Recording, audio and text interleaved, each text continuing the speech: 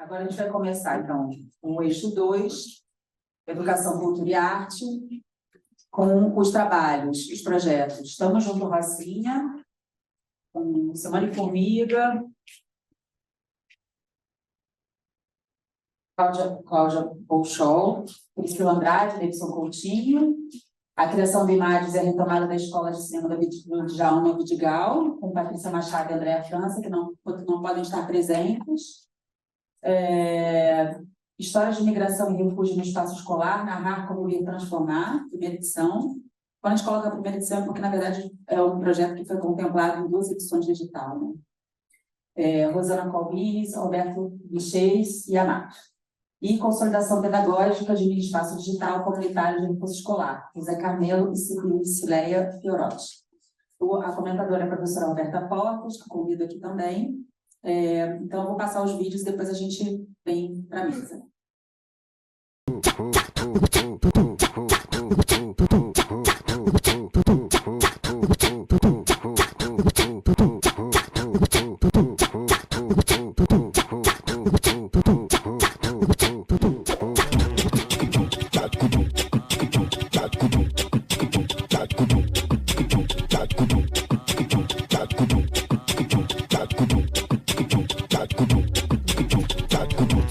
Com a pandemia da Covid-19, as desigualdades sociais nas favelas se agravaram, tornando a população local mais vulnerável ao vírus.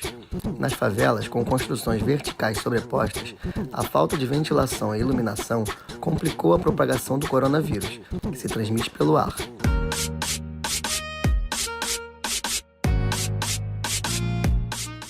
Com esse interesse de utilizar o design como metodologia social para a transformação desse espaço que eu vivo, eu fundei em 2014, junto com outros colegas, o coletivo Tamo Junto. Esse coletivo surgiu a partir das demandas das manifestações de 2013 para poder debater políticas públicas em busca de melhorias para a Rocinha. Neste momento de pandemia, estamos concentrados em atender as famílias que estão passando por grandes necessidades em virtude das consequências da Covid-19. A nossa equipe iniciou um trabalho no início de março. Criamos uma campanha de financiamento coletivo e buscamos apoio da sociedade para conseguir atender as famílias que mais precisavam com alimentos, com kits de higiene.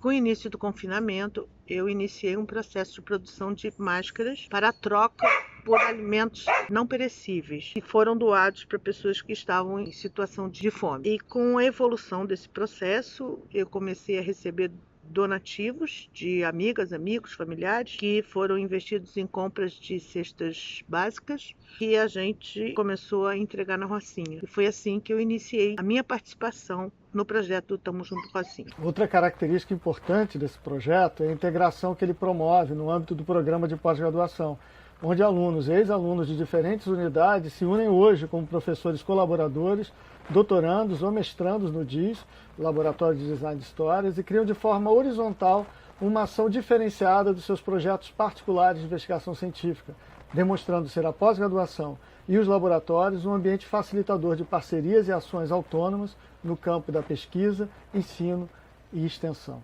Um grupo de ótimas alunas se voluntariou e decidimos não fazer processo seletivo, já que tínhamos muito trabalho pela frente e urgência.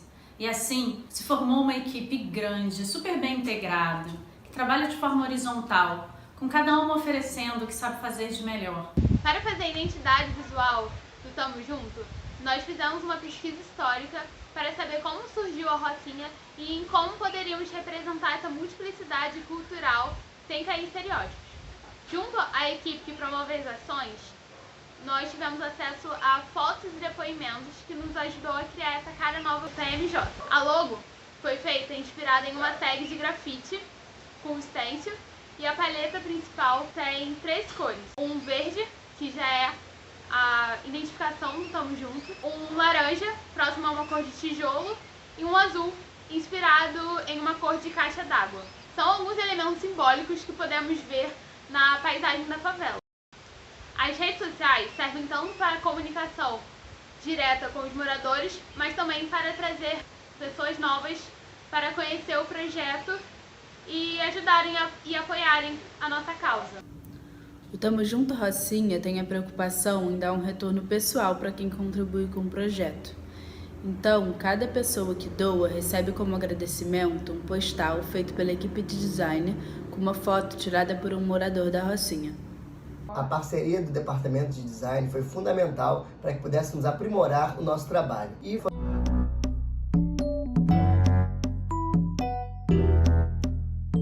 Surgiu a oportunidade de participar de um edital do Instituto de Estudos Avançados em Humanidade do CTCH.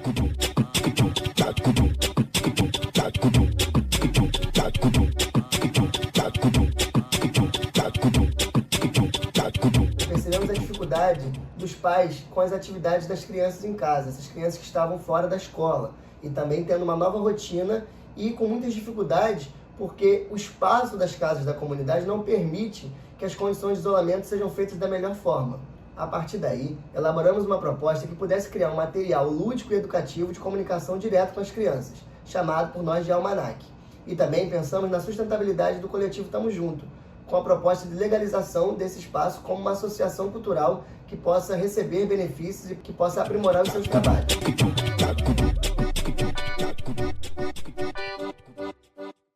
No Almanac, eu fiquei responsável pela produção dos textos e a ideia foi aproximar a linguagem das crianças, com o uso de um registro quase oral, para que elas sentissem como se fosse um papo. A narrativa foi toda desenvolvida com base numa missão de detetives que leva as crianças a conhecerem a história da Rocinha, aprenderem, desenharem, colorirem, e toda essa viagem é comandada pela Detetive Responsa. Olá, nós somos a Art5, uma empresa especializada na criação e construção de bonecos. E nós fomos convidados à criação e contribuição desse almanac. E nós, quando estamos contribuindo com o que nós sabemos fazer, que são bonecos feitos com reaproveitamento criativo de resíduos sólidos. Ou seja, transformar isso aqui, lixo, num boneco, num objeto educativo.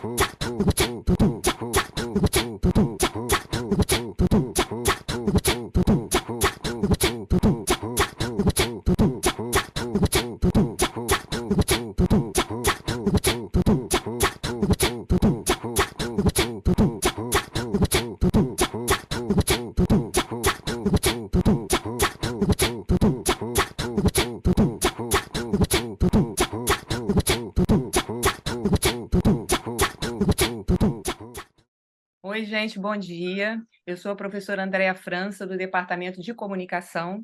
Eu estou aqui com a professora Patrícia Machado, que também é do mesmo departamento, e nós estamos juntas para apresentar para vocês o projeto que fizemos.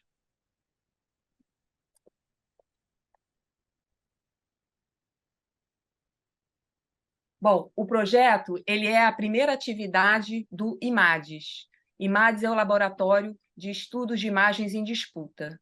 E temos também uma página no Instagram, né, desse laboratório, vocês podem acessar, né, caso queiram. E o dinheiro do projeto de extensão permitiu fazer essa primeira atividade. E foi muito bacana o que a gente, né, fez e vamos apresentar aqui. O objetivo foi incentivar a retomada das atividades na Escola de Cinema do Djalma, que fica no Morro do Vidigal, na zona sul do Rio de Janeiro. As atividades da Escola de Cinema foram paralisadas por conta da pandemia de Covid e não foram retomadas após a pandemia. Então, a proposta foi levar os alunos de graduação do Departamento de Comunicação da PUC-Rio até a escola para exibir e debater os filmes realizados no curso universitário. Então, começamos o projeto com a seleção de estagiários e estudantes voluntários que fizeram a curadoria de filmes produzidos por alunos do curso de cinema da PUC, organizaram os debates, filmaram e fotografaram o evento.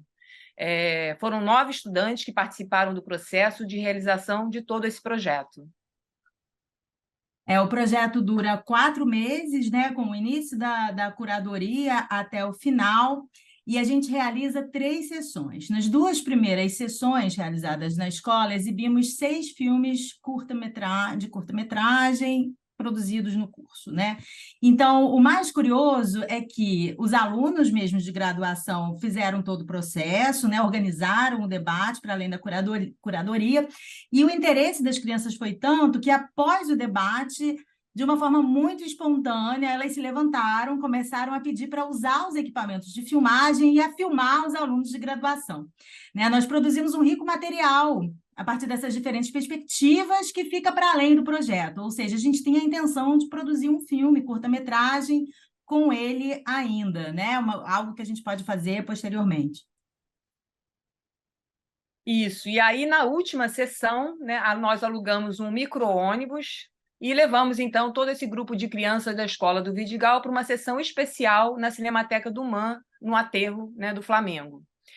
Foram exibidos filmes dos irmãos Carvalho, que são egressos do curso de cinema do Departamento de Comunicação e moradores, né, do Morro do Salgueiro. Então, eles passaram filmes feitos na comunidade e abriram para um debate que foi muito rico e interessante com os alunos, que vocês podem ver nessas fotografias aqui. Agora eu vou passar um pequeno vídeo que nós publicamos nas nossas redes sociais que mostra um pouco da emoção desse último dia de sessão.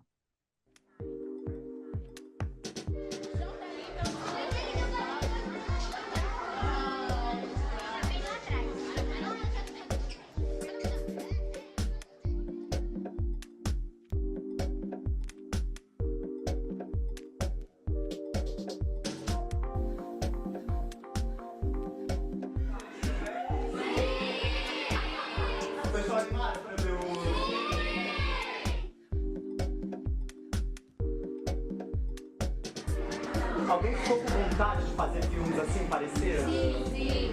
Mais ou menos. Mais ou menos? Por quê?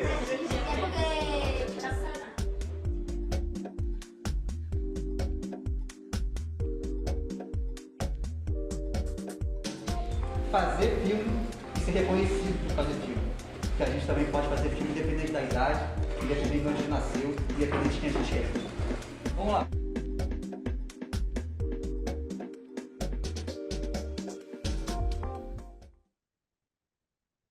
É isso, agradecemos. Um bom dia para vocês.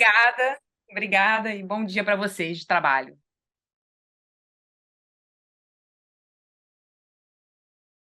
História de migração e refúgio. Narrar, conviver, transformar.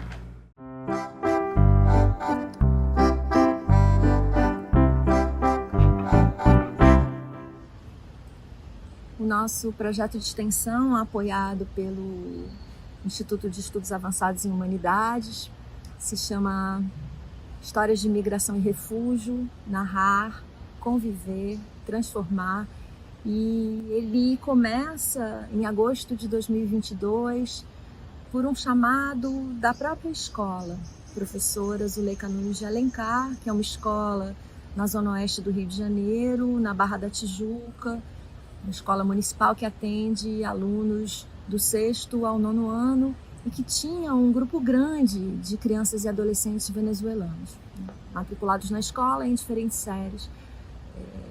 As professoras começam a observar situações cotidianas de bullying, de xenofobia.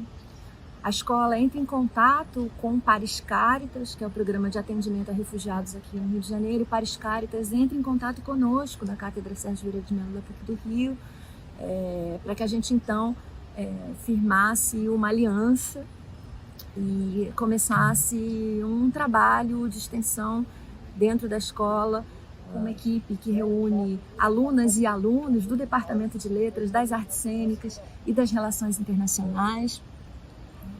Começamos a também fazer um trabalho específico com esse grupo de alunas e alunos venezuelanos, a partir dos livros infantos juvenis, que contam histórias de migração e refúgio, tendo as crianças, né, como protagonistas dessas narrativas, desses deslocamentos.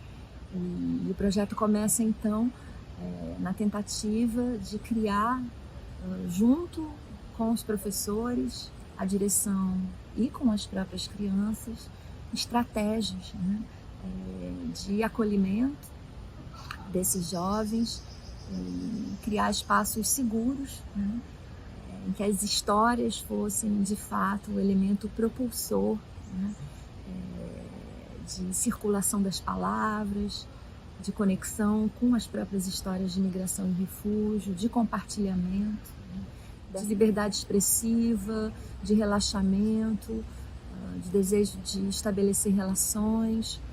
A gente também busca apoiar esses alunos e alunas com o português escrito, porque eles estão mandando bem no português oral, mas tem uma certa dificuldade ainda na leitura, na escrita, então a gente também trabalha com pequenos exercícios, né? Um trabalho individualizado, aluno a aluno, com a equipe. E num outro momento desses encontros vespertinos, a gente canta, conta histórias. Já que eu li esse livro, eu amei muito esse livro, porque ele é quase igual que a minha história. Eu não gostava de ler muito livro, eu gosto de livro assim, curtinho, que falem igual que tu venho, que ir para outro lugar, não é muito fácil.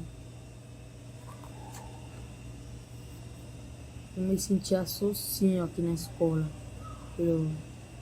Quando eu ficava na outra turma, eu ficava muito sozinho. Ficava sem falar nada, assim. Eu não me sentia como uma árvore pegando a terra, sabe?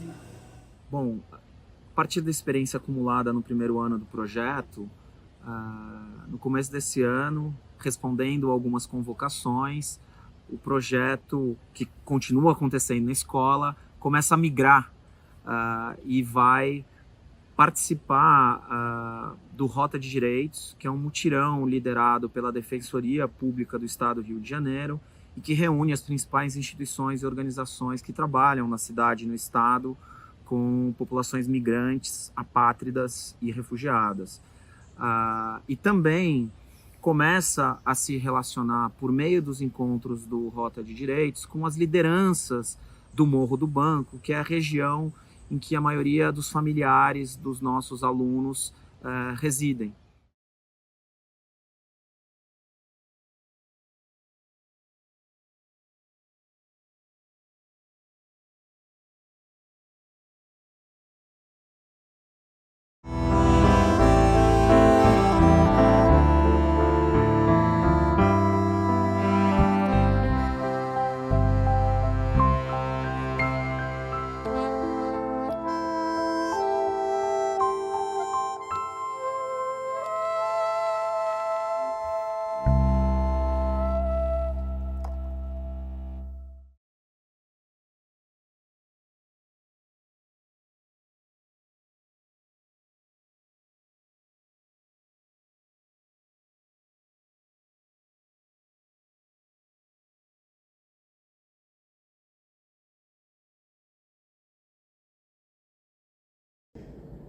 O Medicare, ele é um arranjo digital bastante simples. Uma Smart TV, um computador, uma impressora conectados à rede. E aí também o uso do celular.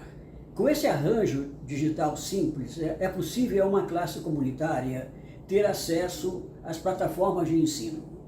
As pesquisas mostram que 89% das famílias mais pobres, durante a crise do Covid, não tiveram acesso às plataformas de ensino. Assim sendo, o Medicare ele vai oferecer nas comunidades mais pobres que 89% dessas famílias possam estar acessando através do Medicare essas plataformas de recursos de ensino-aprendizagem. E é nesse cenário de possibilidades e limitações que o NAPC e o Grupem procuram consolidar a metodologia Medcre, através de cursos semipresenciais gratuitos em apoio a esses educadores sociais leigos. As aulas, na quarta-feira, eu fiz uma pequena apresentação e falei com as crianças.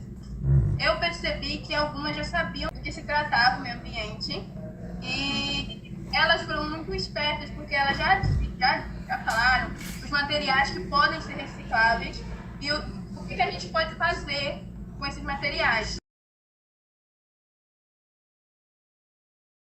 Meu nome é Gabriel Henrique, tenho 26 anos, sou diretor fundador do projeto Ref Rocinha, que funciona na comunidade da Rocinha, né? Aula de reforço escolar para as crianças de 6 anos até os adultos. E o NAPC foi o grande responsável por me incentivar a iniciar, né, o projeto dentro da comunidade da Rocinha. O meu nome é Débora Vieira, sou presidente da instituição Bandeirantes Já. Fundamos essa instituição em 2009 com o objetivo de levar educação e cultura para crianças e adolescentes na nossa comunidade. Em 2013, conhecemos o NAPC com um curso de educadores comunitários e tive a oportunidade de levar 11 jovens para começar esse curso. E até hoje nós estamos com os nossos jovens do Bandeirantes Já fazendo os cursos no NAPC. Habilitamos os educadores a desenvolverem planos de aulas em relação a cada unidade curricular estudada, articulando as atividades presenciais realizadas no Medcre com as atividades realizadas pelos alunos em casa pelo celular. Tivemos como objetivo ampliar a visão do aluno sobre a criação e o imaginário, moldar ele sobre uma forma ampla de trabalhar em equipe e liderar ao mesmo tempo. Isso trouxe a eles uma visão totalmente diferente do que era ler e escrever. Fizemos até uma música nesse dia que trouxe a cultura e o conhecimento para as crianças. Trabalhamos na COSALDA de forma mútua e coletiva. Olá, meu nome é Guilherme e nós fazemos parte da rede sociocultural Bandeirantes Já. Eu sou líder do setor de relacionamentos e aqui na PUC-Rio trabalho no setor de arte e design. Todos nós somos aprendizes aqui na PUC-Rio. No meu caso, eu sou Matheus Carvalho e eu trabalho aqui na PUC-Rio, na Pastoral Universitária e na instituição Bandeirantes Já como coordenador do Medcre. Meu nome é Juan, eu atuo atualmente na instituição Bandeirantes Já como líder do setor de relações públicas e eu trabalho aqui na PUC como jovem aprendiz no setor da CISEC. O Medcre é um espaço digital comunitário que serve para dar auxílio para a comunidade e aos educadores comunitários do Bandeirantes. O Medcre foca em aulas interativas e personalizadas para cada aluno, utilizando desde softwares sofisticados até hardwares mais avançados para ter um desempenho melhor de cada aluno. Nós iniciamos como monitores voluntários do Medcre e como educadores comunitários, que usávamos desses softwares e dessas disponibilidades para poder dar as aulas para as crianças de forma mais lúdica. Nós conseguimos todo esse conhecimento através de um curso de letramento digital que foi fornecido através de uma parceria entre NAPC e Bandeirantes. É o curso de letramento digital da CISEC.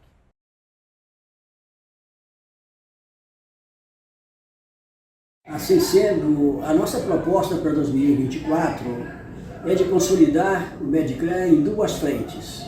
Continuar com os grupos comunitários parceiros e também procurar, no âmbito da própria PUC, institucionalizar o Medcre a fim de que os licenciados da PUC também possam estar se preparando para um trabalho mais socioeducativo junto às comunidades.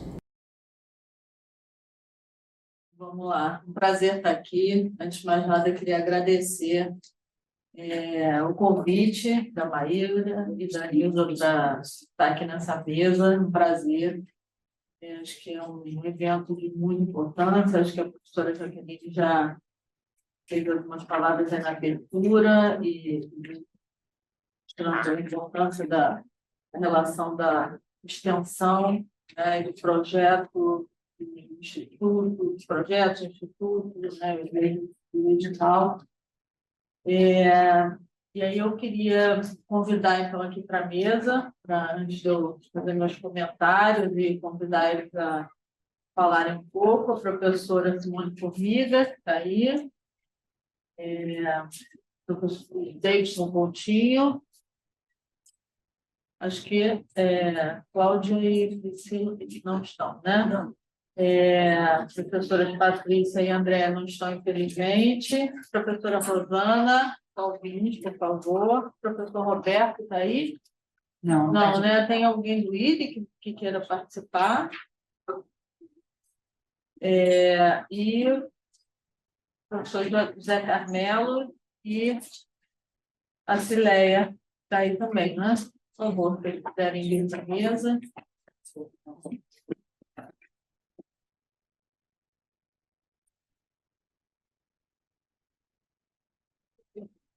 Vou trocar de cadeira.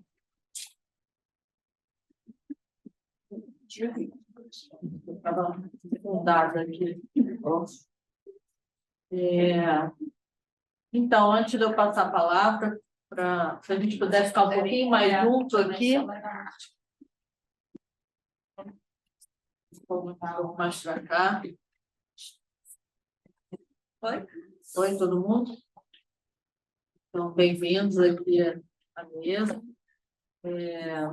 Antes de passar a palavra, né, para cada um dos representantes de projetos, eu queria fazer alguns comentários e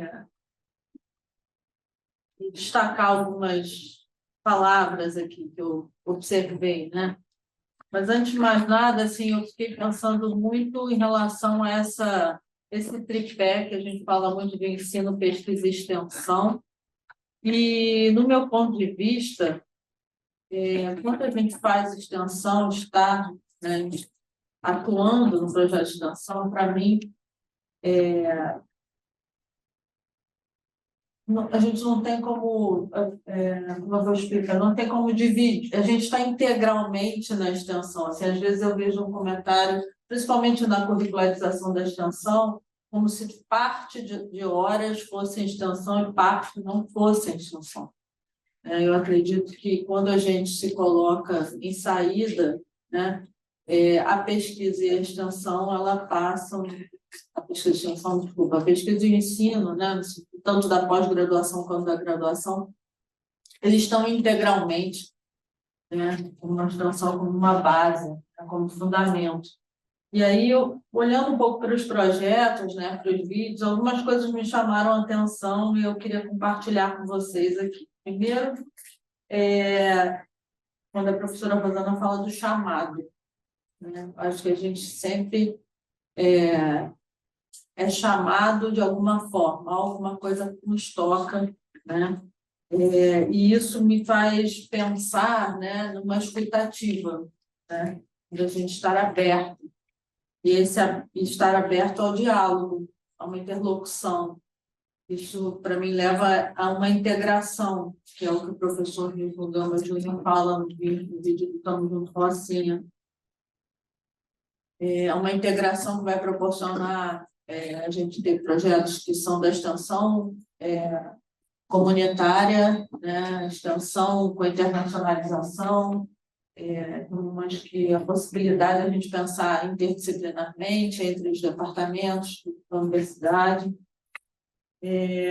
Também penso que quando o professor Carmelo fala sobre a institucionalização, ele, para mim, está falando também de procedimentos, de documentação e de uma possibilidade da gente entender como a gente pode, a partir de um projeto de uma ação, como a gente pode buscar recursos, como a gente pode se organizar, como a gente pode sistematizar, como a gente pode compartilhar, replicar, né? E a gente levar a nossa experiência, o nosso legado, o aprendizado para outros lugares que a gente ainda não chegou ainda, né? E a professora Patrícia falou do para além do projeto, né? O que acontece a partir disso? O que a gente pode construir a partir dessa história? A professora Jaqueline, no início da manhã, falou do ato responsável, né? Desse segundo em que a gente toma um passo à frente, o que a gente traz da história, né? O que a gente como a gente vai construir futuro a partir, né, dessa responsabilidade, desse ato responsável. Então, acho que tem aí que algumas né, umas provocações, vamos dizer assim, né, que eu gostaria que vocês talvez falassem, que é um pouco do que vocês entendem que dessa história, né, que vocês já estão construindo, com o que vocês entendem que pode ser levado, né, ou com o que vocês querem carregar para esse futuro, né, quais são esses desafios do futuro, para esse para além de vocês, e também perceber se vocês enxergam a possibilidade na própria curricularização da extensão, que hoje está na graduação apenas, né, mas que é um desejo de implementar na pós-graduação. Se vocês se enxergam esses projetos, né, se eles podem ter aí possibilidades, tá?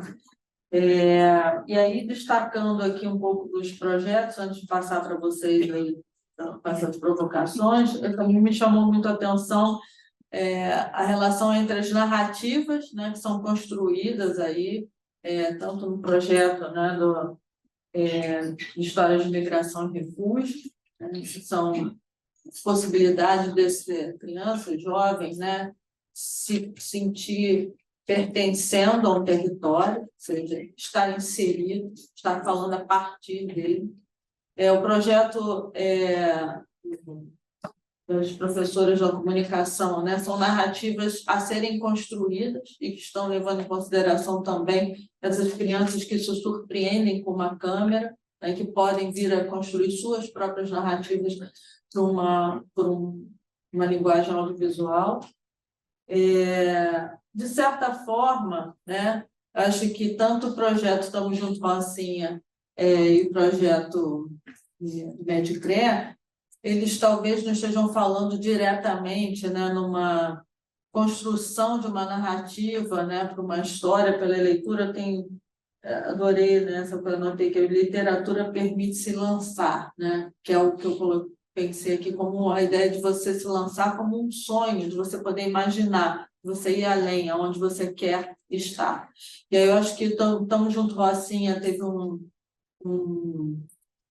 momento, né, que eu acho que foi muito de dar um suporte inicial, né, tem uma história, claro, anterior, mas eu digo na Covid-19, na pandemia, eu acho que levar alimentos, dar suporte, né, essa fala de que a favela não está em home office, ou seja, a gente não tem essa estrutura, e é um pouco do que o Medicre traz, que é essa infraestrutura de ter um computador, ter a rede, ter uma infraestrutura mínima, para que esses jovens, esse sistema, né, possa contribuir com novas narrativas, né?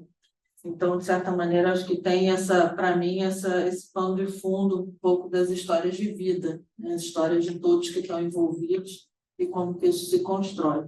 Então, queria, enfim, passar aí a palavra para vocês, pensando um pouco aí nesses desafios futuros, o que vocês entendem que dessa história, o que vocês acham importante ser levado à frente, um pouco nessa contaminada também pela mesa anterior, né, dessa semente, dessas palavras, o que a gente deixa, que legado é esse, como que a gente pode aí contribuir. Querem fazer por uma... Quer começar? Só começar. Oi, boa tarde a todo mundo. Muito bom estar aqui junto de vocês, ter também escutado a mesa anterior. Eu agradeço muito, Maíra, Sheila, todo o pessoal do Instituto, Jaqueline, enfim, a coleguinha. Queria falar primeiro um pouquinho, talvez, dessa história da escutativa, que a Rebeca mencionou. Quando a gente entrou na escola municipal, pelo chamado da própria escola, e muito particularmente pela professora de geografia, né, Mariana, que observava na escola situações de bullying muito violentas, né, com os alunos venezuelanos, que no momento de 2h30, né, quando bate o sinal para as crianças irem embora, a escola serve uma espécie de colação, um copo de leite, um biscoito maisena, e os alunos venezuelanos eram facilmente identificados como aqueles que voltavam na fila mais de uma vez para tomar de novo o copo de leite e biscoito maisena, e quando o sinal batia, os alunos brasileiros iam embora rapidamente para casa, né? Então, rapidamente esses alunos eram estigmatizados. Todos eles são chamados de Veneza, independente do nome, isso até hoje, a gente já está no projeto desde 2022, isso permanece. Oi, Veneza! Oi, Veneza! Oi, Veneza! Todos eles viram, né? Enfim, é o nome coletivo, é o rótulo coletivo. E a gente entrou, então, na escola com um projeto de criação de estratégias de acolhimento a partir de mediações artísticas e literárias, né, fazendo essa aposta de que há aí uma reserva de imaginação, né, que ajuda a recarregar a energia, relançar os desejos, né, imaginar mundos possíveis, criar uma margem de movimentação, né, para que aqueles meninos e meninas possam atravessar territórios, né, imaginários, projetar enredos, né, nas histórias lidas, ensaiar posturas simbólicas, né, para uma vida de tantas interrupções e recomeços, né, então a aposta era essa, mas quando a gente pensa em estratégias de acolhimento, a gente pensa também em uma mobilização de toda a comunidade escolar, né, portanto, para a gente era muito importante que esses meninos e meninas venezuelanos estivessem nessas atividades de mediação artística e literária junto com seus colegas brasileiros, para que a gente pudesse observar e talvez, né, intervir um pouco no refazimento dessas relações, mas com a escutativa, né, ouvindo esses meninos e meninas venezuelanos e a resistência deles de abrir aquele espaço para que os colegas brasileiros pudessem entrar, a gente precisou balançar esse gesto inicial, né? Se de fato a gente queria escutá-los, né, nas suas demandas e seguir com eles, né, a gente entendeu que eles precisavam muito proteger aquele espaço entre eles. É importante isso, né? A despeito do nosso ideal, né, de integração, né, a palavra horrível, né? Parece que o aluno tem que se enfiar numa totalidade maravilhosa existente, né? Só falta ele ali.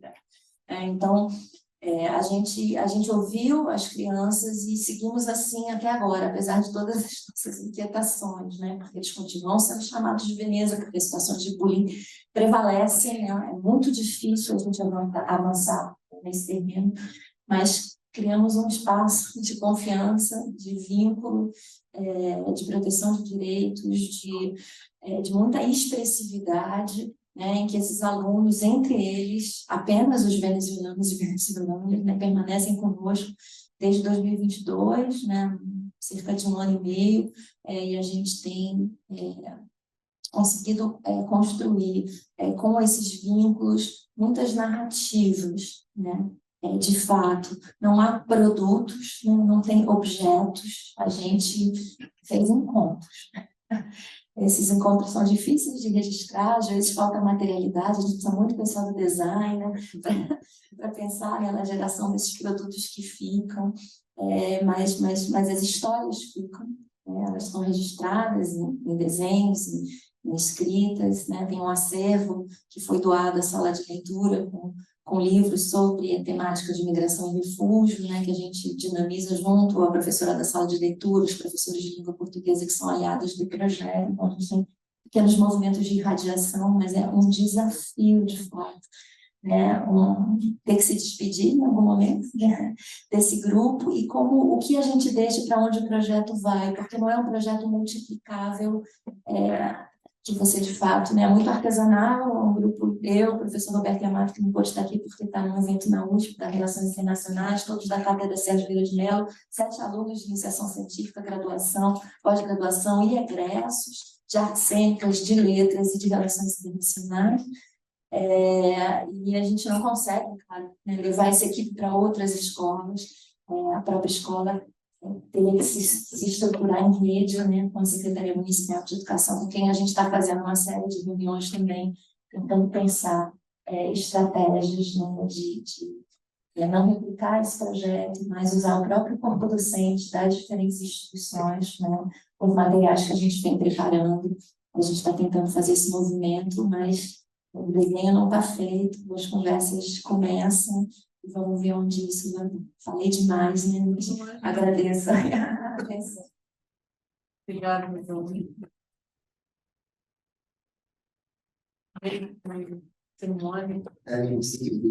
Boa tarde a todos e todas. Eu queria primeiro parabenizar o trabalho de cada um que está aqui à mesa, que foram apresentados também, que mostram muito, que já foi dito aqui hoje, que esse papel tão importante que a universidade já faz há tantos anos, eu vejo a história do Leandro, onde eu faço parte, 42 anos, que trabalha com a Rocinha e tantos outros projetos, e acho que esse IHU e esse seminário permitem que a gente comece a, pelo menos, ter essa troca, visualizar o que o outro faz e fazer uma escuta também nossa, né? Isso é tão importante a gente fazer essa troca.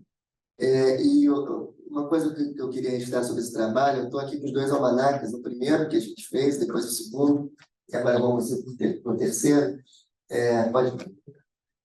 que é uma coisa que a gente trabalhou muito lá no Tamo Junto, que eu estou vendo aqui pelos relatos, que é essa questão do respeito aos saberes, que é a gente, enquanto universidade, trabalhar com a comunidade, com esses grupos, uma relação que o design em parceria traz para a gente, que é essa horizontalidade, de você respeitar o saber do outro, não de uma forma que a universidade está aqui, a comunidade está aqui. Esses saberes andaram juntos nesse projeto. Então, a gente fez um trabalho para poder ensinar, trabalhar conceitos, tanto da pandemia, quanto depois no segundo almanaque, conceitos da BNCC com as crianças, mas utilizando toda uma oralidade, uma memória, uma história que vem da comunidade.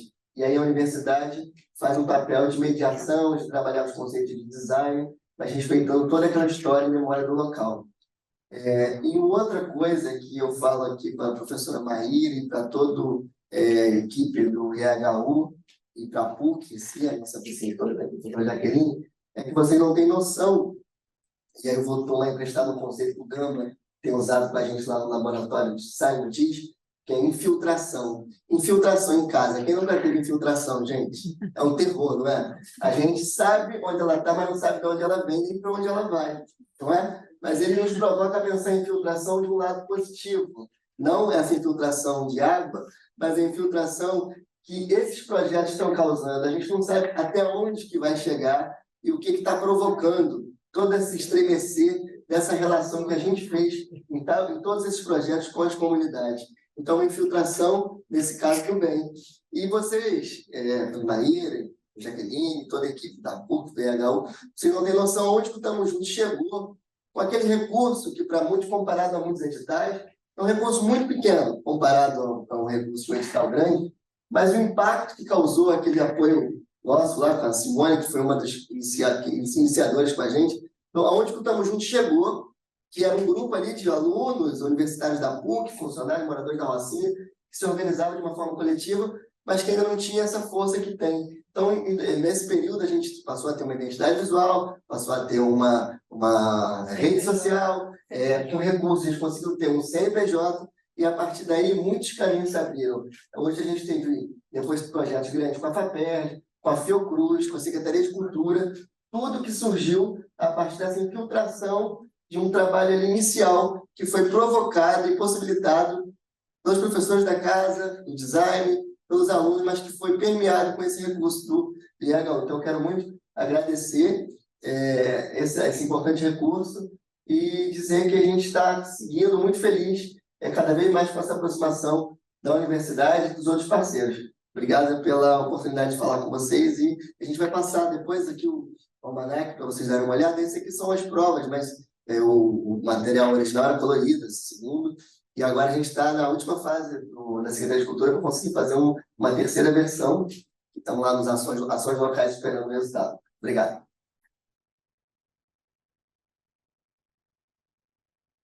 Bom, eu vou falar rapidinho, que eu dei uma pancada com a minha cabeça no trinco da porta do banheiro, que é meio apertado, então um galo aqui na minha cabeça, estou meio zonza ainda. Mas eu queria dizer assim, primeiro agradecer a oportunidade, né? Foi uma coisa muito importante para a gente, esse projeto foi o primeiro que desencadeou vários outros, e foi interessante porque as pessoas foram se agregando à nossa equipe, e cada um fazia o que sabia fazer de melhor, e a gente colocou na cabeça, bom, a gente tem muita gente boa trabalhando, e vamos fazer o melhor possível. E eu coloquei na minha cabeça que uma coisa era assim, o não nós já temos, então vamos correr atrás de pelo menos o talvez. Então eu liguei para a Embrapa para pedir para a Embrapa se ela doava sementes para a gente colocar no kit. A Embrapa não doava sementes, mas doou o material todo de educação socioambiental. Aí uma amiga minha que é aprendizagista falou, não, eu dou as sementes. Aí a gente falou com a cátedra de leitura, não, eu tenho um monte de livro para doar. Aí o Cielp também, né? E a gente começou a pedir para os professores, colegas, que são ilustradores de livros infantis, que também solicitaram para as editoras com os quais trabalham, também recebemos uma série de livros. Então, a gente, quando viu, tinha um kit super interessante. E foi esse trabalho todo que levou a gente, a já mais maduros, né, mais engajados, a concorrer para o edital da Fiocruz, e nós ganhamos, aí a gente ganhou um dinheiro bom, né? Aí deu para fazer bastante coisa, a sede, a biblioteca, equipamentos, computadores, para as crianças poderem ter acesso à internet, uma série de coisas. Então, foi muito bom trabalhar assim.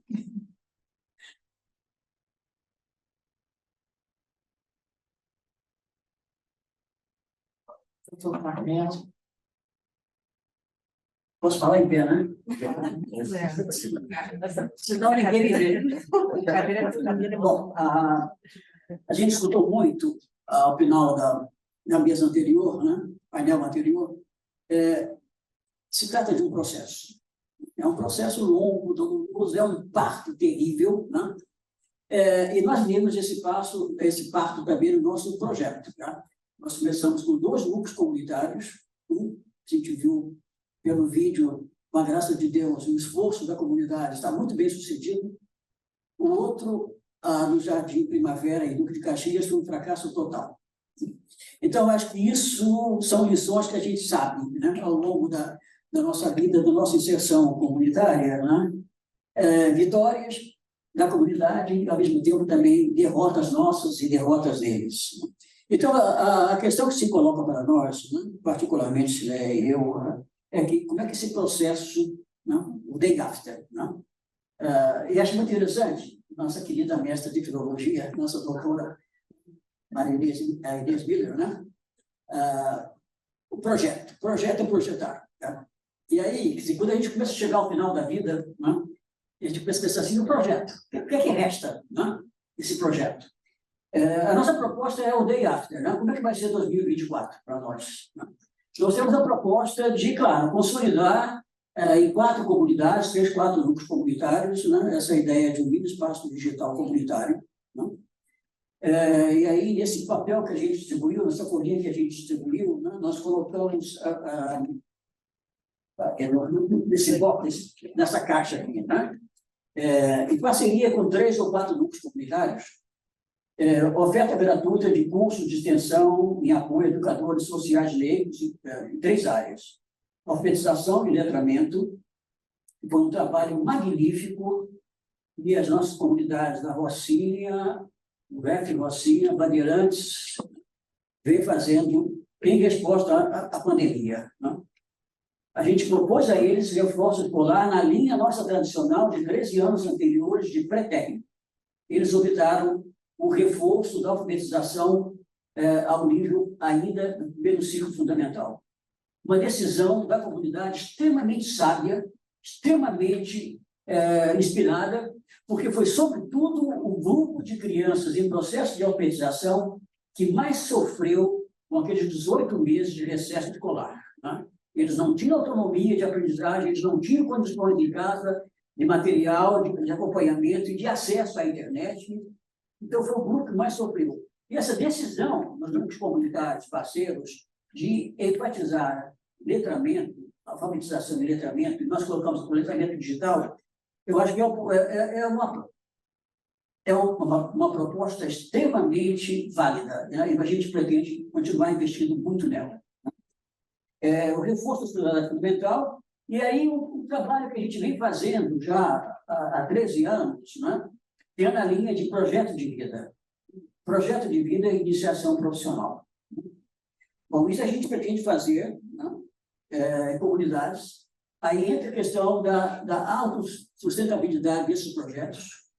A gente tem recorrido a alguns pequenos expedientes, né, sobretudo em termos de tentar angariar que universitários daquelas comunidades possam estar apoiando aquele núcleo comunitário de reforço escolar, fazendo o curso conosco, com isso eles ganham, né, um certificado gratuito de um curso de extensão na PUC e aí prestam serviço na comunidade. Mas é uma coisa muito esporádica, né? Funciona um ano, no ano seguinte já não tem continuidade. Então, a nossa ideia é como é que a gente pode institucionalizar dentro do próprio núcleo comunitário, né, uma massa crítica, não é um termo de massa crítica, é uma equipe, 1, 2 pessoas, que possam ser, né, multiplicadoras em termos, por exemplo, das nossas antigas ACPs. Né? Eu não sei como é que se coloca na PUC hoje em dia a questão da ACP no contexto da extensão curricularizada. Né? E como é que a gente pode estar encontrando alguma forma de sustentabilidade financeira para isso, tá? Por mínimo que seja. Né? Porque, por exemplo, para vir um estudante universitário dar aula de reforço e trabalhar com a equipe pedagógica local, né, é questão de transporte, de alimentação que nós não temos. E aí entra, quer dizer, uma esperança, estava dizendo para a professora Jaqueline, né, um enamoramento, né, nosso, que a gente vem tentando já nos 2 últimos anos, né, na PUC, em relação ao projeto de vida. Né? Nós tentamos isso frustradamente, né, professora Andréia, né, Oliveira, Andréia Paiva, né, dentro do SUSTICOM. Né? Foram 2 anos de frustração em 2019, com os casos franciscanos da Igreja Nossa Senhora da Boa Viagem, e nesse ano corrente voltamos a ter essa frustração. Enfim, é isso. Né? É a questão da semeadura. Né? A gente lança as sementes, muitas morrem, uma ou outra que seja. Né? Então, a nossa ideia é assim, como é que a gente pode estar trazendo esse projeto do Vila Espaço Digital também para a PUC. Né? Há 23 anos atrás, nós desenvolvemos aqui na PUC um trabalho muito interessante de alfabetização, ensino de primeiro grau, perdão, ensino fundamental e ensino médio dos trabalhadores da PUC. Né? Foram 2 gerações de funcionários da PUC, vou falar assim, 2 grupos de funcionários da PUC, né, que se alfabetizaram, concluíram o ensino fundamental, concluíram o ensino médio, vários deles hoje em dia estão já aqui na PUC, já concluíram a faculdade, concluíram a universidade na PUC. Então, o nosso desafio está nisso, como é que a gente vai poder, em 2024, né, de certa forma, trazer, né, esse embrião também para o nosso âmbito da PUC. Né? Por exemplo, nós não incluímos aqui o projeto de vida e iniciação profissional dentro da PUC, mas eu acho que é um projeto extremamente viável, né, por exemplo, no âmbito do Centro Loyola de Agricultura. Né? Eu acho que o Centro Loyola, desse ponto de vista, e aí é outro enamoramento, né, que eu tenho feito com a professora Jaqueline e o assessor dela, o Rafa, né, no sentido de que como é que a gente pode estar levando essa ideia de ter um núcleo de projeto de vida e iniciação profissional, tá, dentro do Centro Loyola. A nossa tentativa em 2019 e esse ano de fazer isso na igreja, na paróquia Nossa Senhora da Boa Viagem, né? Não foi uma péssima viagem, não deu em nada, né? Mas é isso, né? A luta continua.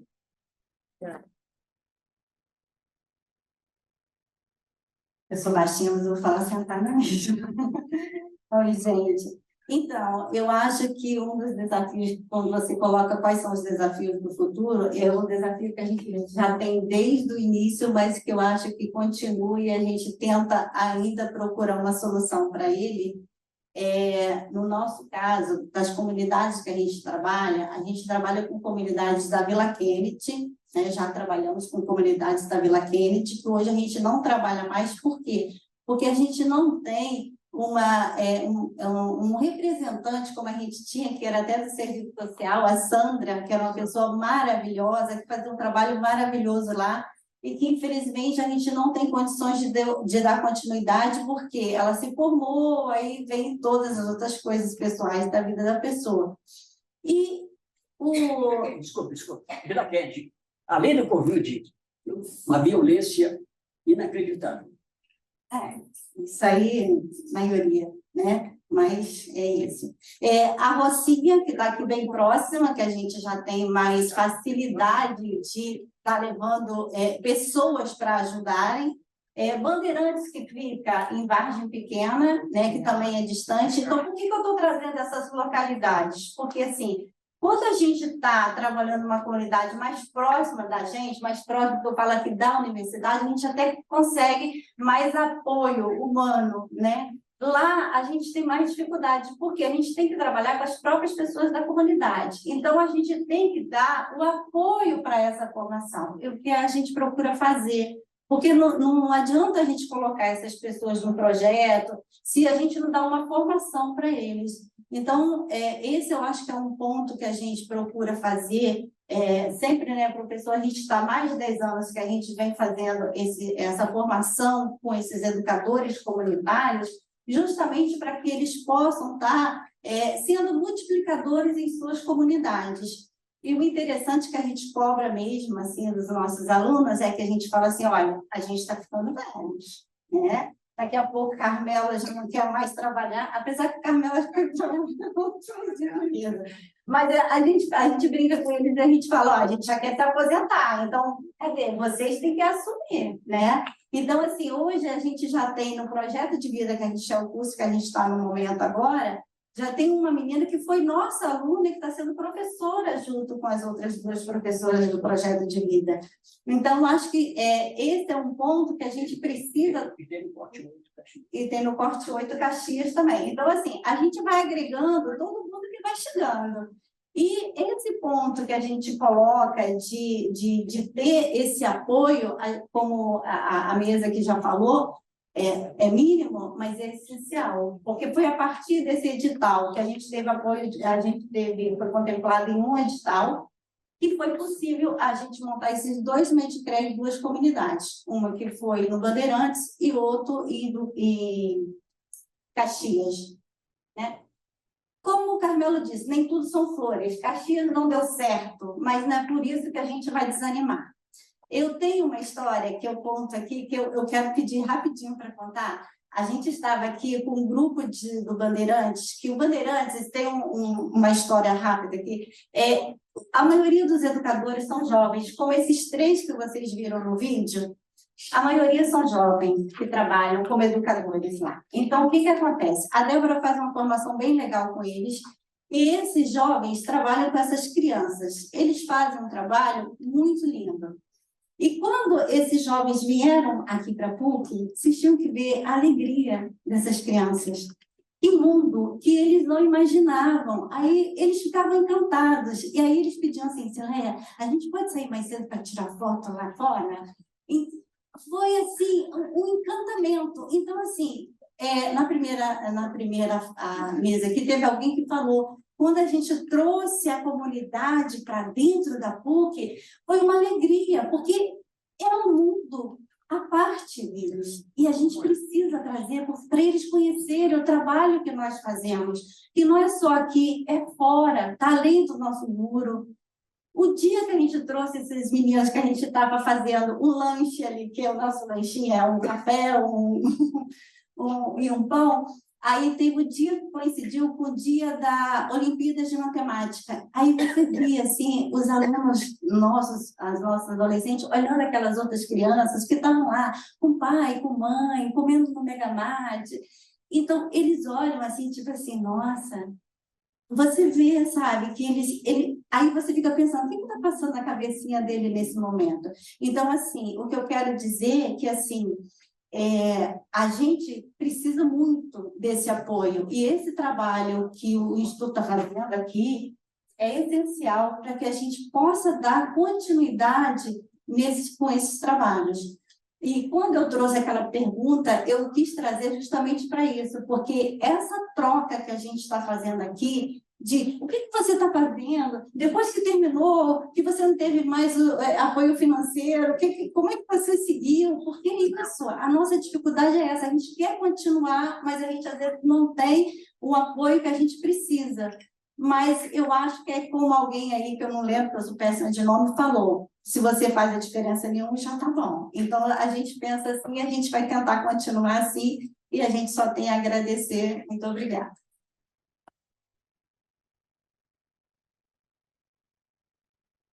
Gente, fica avançado, toda hora atrasado, mas só fazer um fechamento aqui, alguns comentários, e talvez, se der tempo, a gente vê se tem alguma questão em geral aí. Eu queria mencionar, a partir do que o Davidson falou, né, dessa ideia de infiltração, que eu achei ótima, né?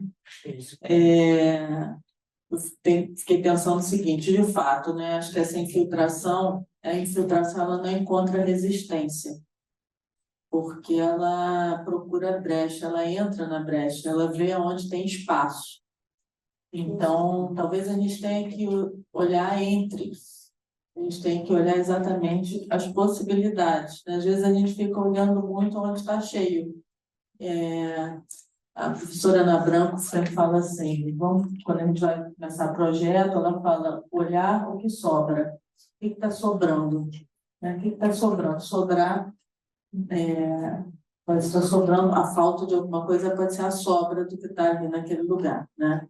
Mas se a gente pensar nesse entre, né?